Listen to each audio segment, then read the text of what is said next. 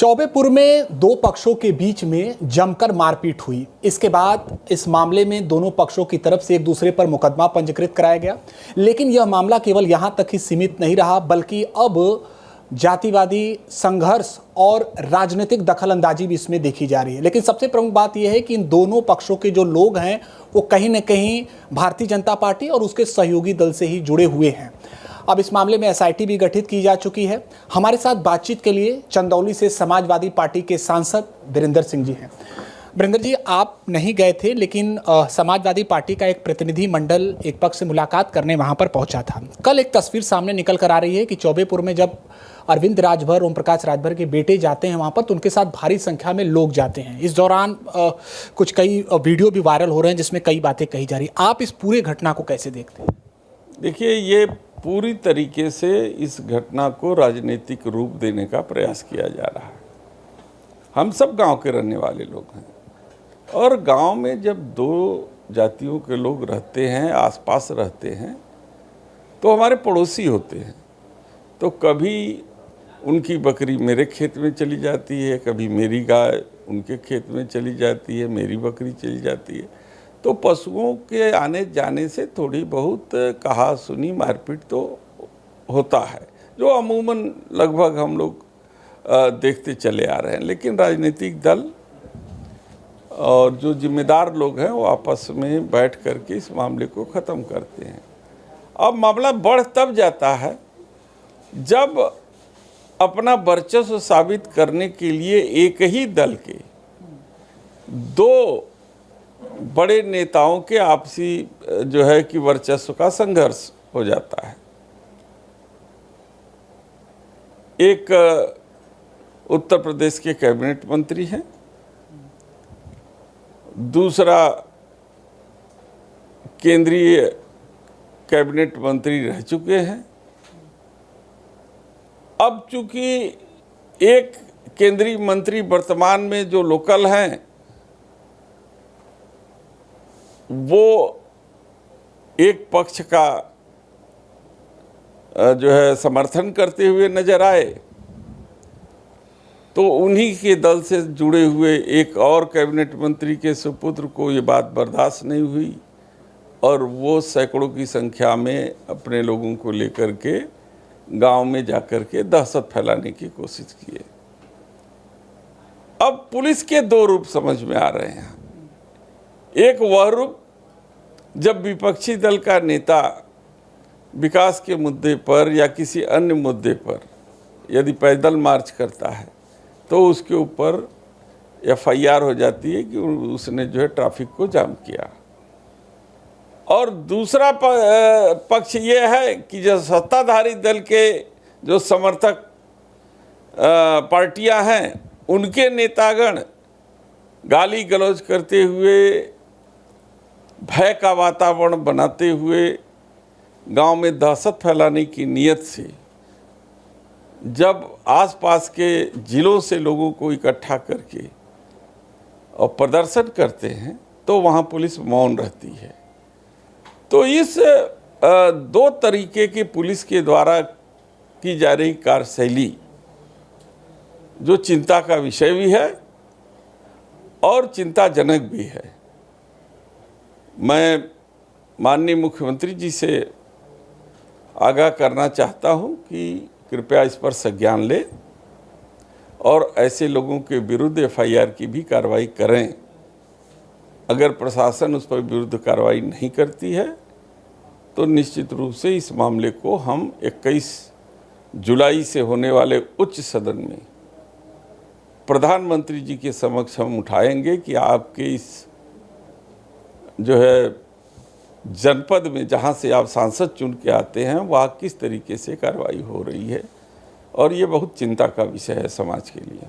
वीरेंद्र जी, इस मामले की बात आप कर रहे हैं तो इसमें वर्तमान कैबिनेट मंत्री जो बीजेपी से हैं, एनडीए से एक और कैबिनेट मंत्री जो राजभर समाज से ही आते हैं, इसके अलावा पूर्व केंद्रीय कैबिनेट मंत्री और इसके अलावा करणी सेना, सीधे सीधे 4 अगर हम देखा जाए तो वर्ग आमने सामने हैं। तो इसकी मंशा क्या है, जबकि ये लोग तो कहीं ना कहीं आपके कथन अनुसार एक ही विचारधारा से जुड़े हुए हैं? तो फिर क्या हो गया कि आपसे इतना मतभेद?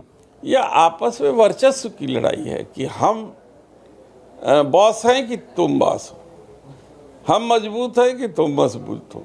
ये आपस के वर्चस्व की लड़ाई में जनता को पीस रहे हैं। एक वीडियो वायरल हो रहा है ऊर्जा मंत्री का, उनसे पूछा जा रहा है बिजली के बारे में। 3 घंटे बिजली कटौती हो रही है, एक शिकायत की जा रही है, तो उस दौरान वो भगवान के नारे लगा रहे हैं और उसी दौरान अपने काफिले से होकर वो गुजर जाते हैं। आप इस पूरी घटना को कैसे देखिए, उन्होंने इस देश के भावुक नागरिकों की मानसिकता को भारतीय जनता पार्टी समझ चुकी है।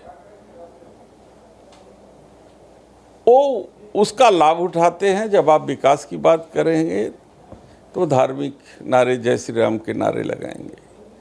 आप यदि अपनी मूलभूत समस्याओं की बात करेंगे तो वो बात जो है कि भगवान श्री कृष्ण और भगवान शंकर जी से जुड़ी हुई चीज़ों को उठाएंगे, ताकि आपका ध्यान दूसरी तरफ भटक जाए, आप मूलभूत समस्याओं की तरफ उनका ध्यान आकर्षित न करा पाएँ या उस पर सवाल न खड़ा करें। सावन माह चल रहा है, इस दौरान कांवड़ यात्रा भी चल रही है। अगर उत्तर प्रदेश की बात हो या उत्तराखंड की बात हो तो कुछ आयोजन की जो कांवड़ यात्रा को लेकर खूब तैयारियां चल रही है। ऑपरेशन कालनेमी चलाया जा रहा है उत्तराखंड में बीजेपी की तरफ से, यानी चिन्हित किया जाएगा कि जो इसकी यार्ड में जो वहां पर उन्माद फैलाते हैं, जो कहीं न कहीं कानून का उल्लंघन करते हैं। ऑपरेशन कालनेमी आप इसको कैसे मैं पूछना चाहता हूँ कि कालनेमी था कौन? वो कोई मुस्लिम तो था नहीं, वो भी तो हिंदू था कि जो भगवान के राह में रोड़े अटका रहा था। तो उत्तराखंड में हिंदुओं के विरुद्ध कार्रवाई नहीं हो रही है, वो एक वर्ग विशेष के विरुद्ध कार्रवाई हो रही है। और मैं इस बात से बहुत शुक्रगुजार हूँ मुस्लिम समाज का कि बड़े संयम के साथ वो लोग इन सब बातों का सामना कर रहे हैं और वो निश्चित रूप से इस बात का इंतज़ार कर रहे हैं कि जब भी मौका मिलेगा तो इसका जवाब वोट के जरिए वो देगा। यानी ऑपरेशन कालनेमी कहीं न कहीं एक वर्ग को प्रभावित करने के लिए वहाँ की सरकार कर रही है, उत्तराखंड की सरकार। नहीं, एक वर्ग के विरुद्ध जो कार्रवाई करने के लिए वो कालनेमी के नाम का सहारा ले रहे हैं, जबकि कालनेमी हिंदू था और हनुमान जी के राह में संजीवनी बूटी लाने के विरुद्ध में जो है कि काम किया था। तो वो भी हिंदू ही था, मुसलमान नहीं था वो। तो इसलिए, लेकिन इसको मुसलमान के विरुद्ध प्रयोग करने का जो एक हथियार के रूप में इस्तेमाल सरकार कर रही है, वो बहुत चिंताजनक है। एक अंतिम सवाल, संघ प्रमुख मोहन भागवत ने कहीं न कहीं इशारों में कह दिया है कि 75 साल के ऊपर जिनका भी राजनीतिक करियर उन्हें रिटायरमेंट ले लेना चाहिए। ये इशारा किसकी तरफ था? देखिए, जब कोई यह बात कहता है तो थोड़ी हंसी भी आती है।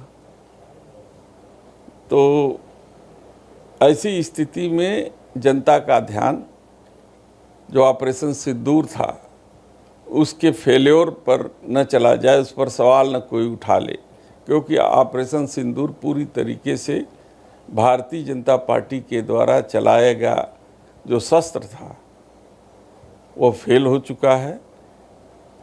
और इसमें सैनिक नहीं है, हमारे सैनिकों के शौर्य पर कोई सवाल नहीं है, लेकिन सैनिकों को जो दिशा निर्देशन दिया गया और जिस दिशा निर्देशन में उनके हाथ बांध करके पाकिस्तान के ऊपर आक्रमण करने का जो आदेश दिया गया, वो सवालों के घेरे में है। इसलिए उससे ध्यान हटाने के लिए ये इस तरीके की कार्रवाई कर रहे हैं। बहुत शुक्रिया बातचीत के लिए। तो ये थे हमारे साथ चंदौली से समाजवादी पार्टी के सांसद बीरेंद्र सिंह जी, जिन्होंने तमाम विषयों पर बातचीत की।